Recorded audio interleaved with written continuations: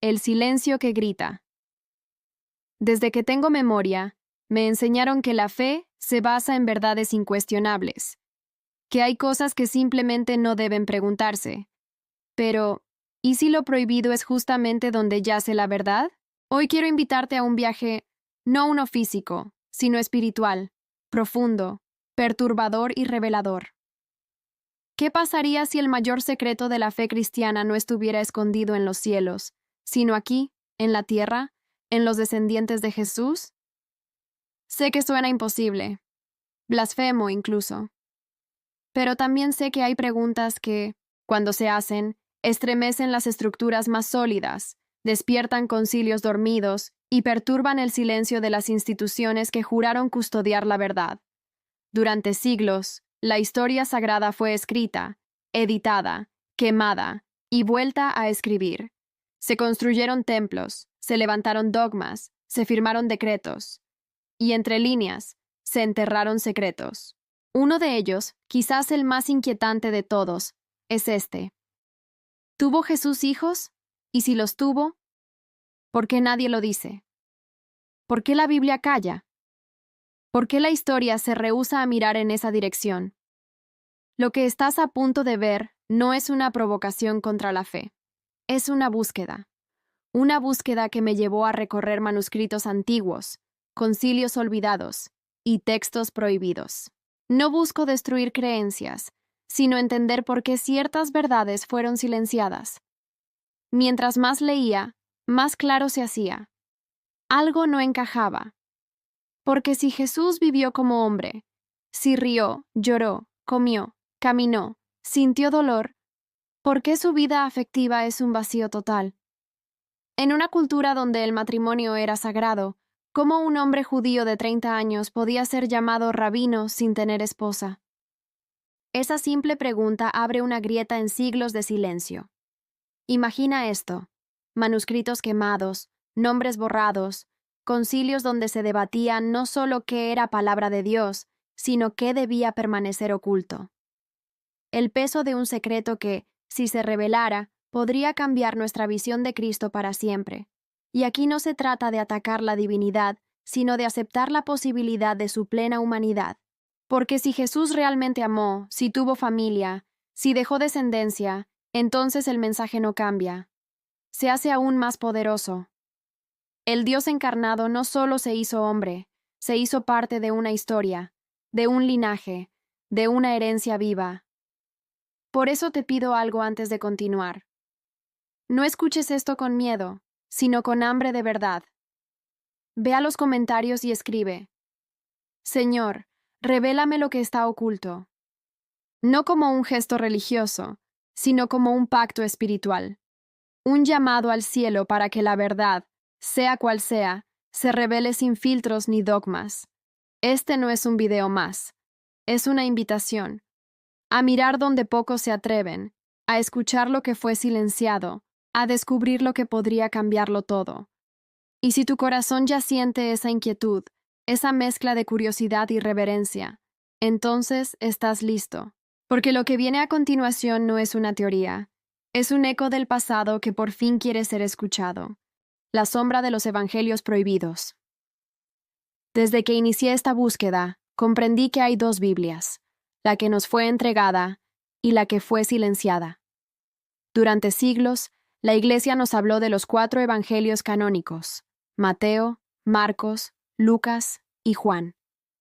Pero nadie me dijo que existían otros, muchos otros, evangelios borrados, condenados, quemados, palabras escritas por hombres y mujeres que caminaron entre los primeros cristianos, que también conocieron la fe, pero que fueron silenciados por no encajar en el molde que el poder impuso.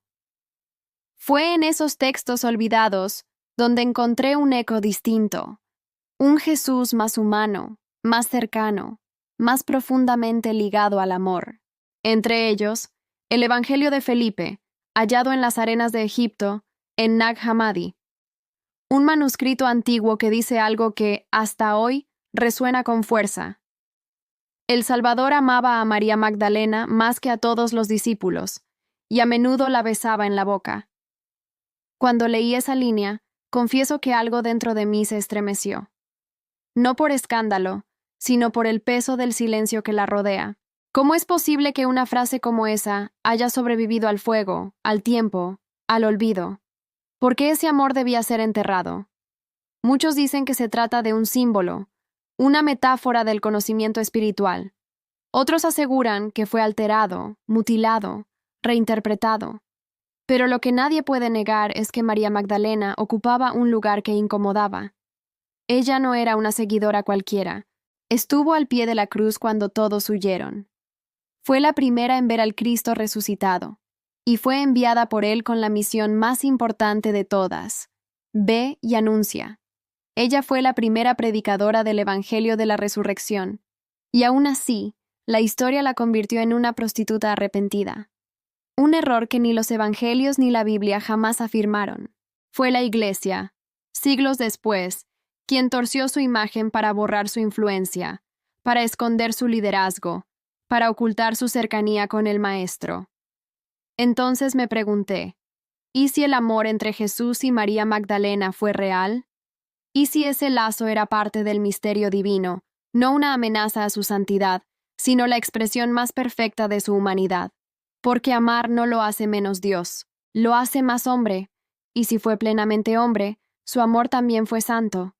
Pero comprender esto no es fácil. La tradición nos enseñó a temer las preguntas, nos enseñó que dudar es falta de fe. Sin embargo, la fe sin preguntas se convierte en obediencia ciega. Y yo no quiero una fe que obedece por miedo, sino una que busca por amor. Por eso, mientras más leo los textos apócrifos, más siento que hay una verdad que se resiste a morir. Una verdad que respira entre las grietas de los concilios, entre los márgenes de los pergaminos, entre las lágrimas de María Magdalena. Porque quizás el escándalo nunca fue su relación con Jesús, sino lo que esa relación revela sobre el verdadero rostro de Dios. Un Dios que ama en plenitud, un Dios que no teme lo humano, un Dios que se hizo carne, sangre y tal vez familia. Si sientes que algo dentro de ti despierta, que esta historia resuena en lo profundo de tu espíritu, escribe en los comentarios: quiero la verdad completa. Hazlo con fe, con respeto, con hambre de revelación.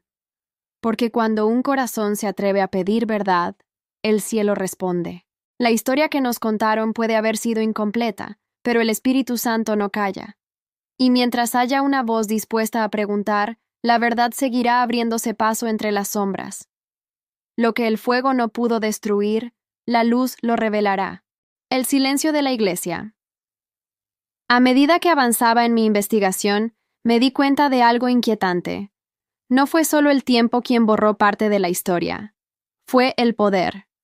Durante siglos, los concilios decidieron qué era sagrado y qué debía ser olvidado. En aquellas reuniones secretas, entre velas y pergaminos, se decidía qué evangelios serían aceptados y cuáles serían condenados al fuego.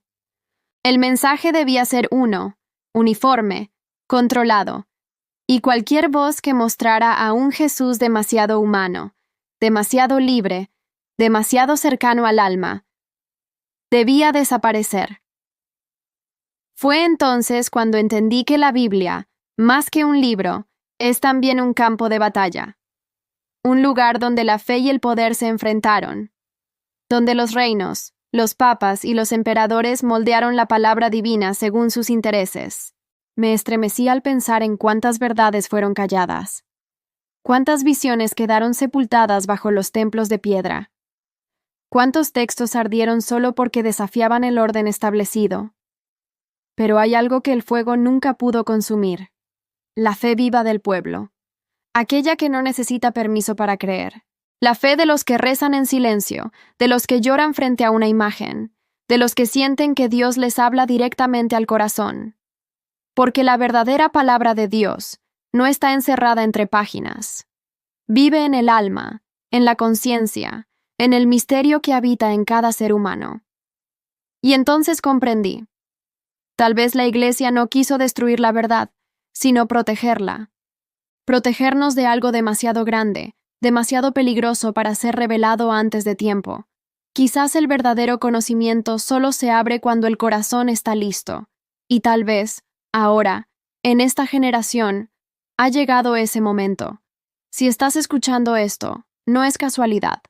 Dios no trabaja con coincidencias. Si esta historia te ha encontrado, es porque hay una verdad esperando por ti. Prompt para IA, capítulo 3. El silencio de la iglesia. Epic cinematic church interior at night, candlelight illuminating ancient frescoes, shadows of bishops debating around a massive table filled with scrolls, smoke rising, symbols glowing faintly on walls, atmosphere of secrecy, golden rays piercing through cathedral windows, dramatic lighting, ultra-detailed 4K, mood of mystery and revelation. Capítulo 4. El despertar del alma. Después de sumergirme tanto en textos y misterios, sentí algo cambiar dentro de mí.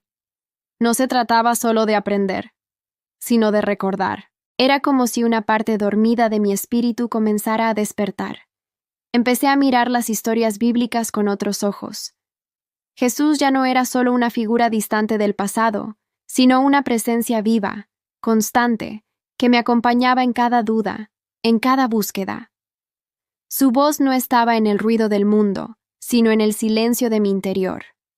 Comprendí que la verdadera revelación no está escrita en un papel, está inscrita en el corazón humano. Cada uno de nosotros lleva dentro un pedazo del misterio divino, y cuando lo recordamos, todo cambia. Esa comprensión me llevó a mirar también a María, no como una figura decorativa de los templos, sino como la portadora de la fe más pura, la madre que unió el cielo y la tierra. Y a María Magdalena, no como una pecadora, sino como una mensajera de lo sagrado femenino, símbolo del equilibrio entre la razón y el amor. Entonces, todo cobró sentido. Jesús no vino solo a redimirnos, sino a despertarnos, a mostrarnos que el reino de Dios no está lejos, está dentro de nosotros. Y en ese momento entendí que la historia de la Virgen del Pilar, de María, de los Evangelios prohibidos y de todos los milagros del pasado, convergen en una sola promesa. La humanidad está a punto de recordar quién es realmente. Si estás viendo este video, no es por casualidad. Eres parte de ese despertar. Tu alma lo sabe. Solo necesitas escucharte. El legado eterno y el llamado. Hoy miro hacia atrás y entiendo que cada descubrimiento, cada duda, cada noche en la que busqué respuestas, fue parte de un plan mayor. Nada de lo que vi o leí fue casualidad. Todo me condujo hasta aquí, a este instante en el que el velo empieza a levantarse. La Virgen del Pilar, María Magdalena, los Evangelios prohibidos. Todas esas historias no son fragmentos separados. Son piezas de un mismo rompecabezas que revela un mensaje divino. La fe verdadera no pertenece a los templos, sino al alma despierta, y ese es el llamado. No a destruir, no a desafiar, sino a recordar. Recordar lo que somos, de dónde venimos, y hacia dónde nos llama la luz. Dios sigue hablando. Habla en los sueños, en los signos, en los silencios. Habla cuando todo parece perdido, y solo quien tiene el corazón abierto puede escuchar su voz. Hoy te pregunto, ¿estás dispuesto a escucharla? ¿A mirar más allá de lo que siempre te dijeron? ¿A seguir las huellas de la verdad, aunque el camino esté lleno de misterio? Porque el tiempo del despertar ha llegado. La historia que una vez fue sellada, ahora se revela ante nuestros ojos, y tú formas parte de ella. Comparte este mensaje. Deja tu comentario con la frase, "Yo elijo la luz". Suscríbete, porque esta es solo una de muchas revelaciones que aún esperan ser contadas. La verdad no se apaga. Solo espera corazones valientes que estén dispuestos a verla brillar.